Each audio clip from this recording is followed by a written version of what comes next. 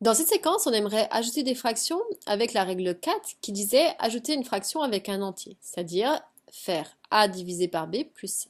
Donc on a vu que l'interprétation géométrique, si je veux faire 1 tiers plus 2, c'était de mettre le chiffre 2 sur le partage en 3 pour pouvoir compter.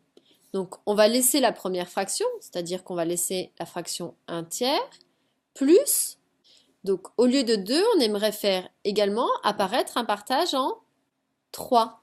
Or 2, c'est 2 sur 1. Donc si je veux faire apparaître 3, c'est que pour passer de là à là, on a fait fois 3. Donc ça veut dire que pour passer de là à là, on va faire fois 3. Mais 2 fois 3, ça fait 6.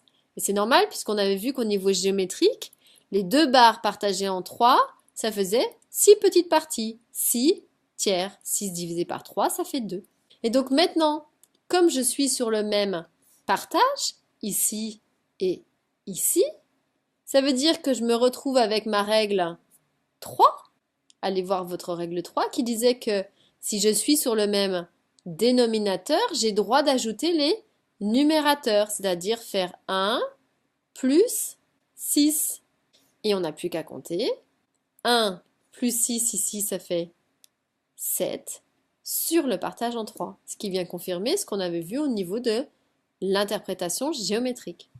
Donc fais bien attention, c'est toujours une histoire de ramener au même dénominateur, c'est-à-dire à la règle 3. Donc on va se débrouiller en multipliant. Donc là, on retombe sur la règle 1. Allez revoir, puisque ici, pour passer de là à là, on utilisait la règle 1.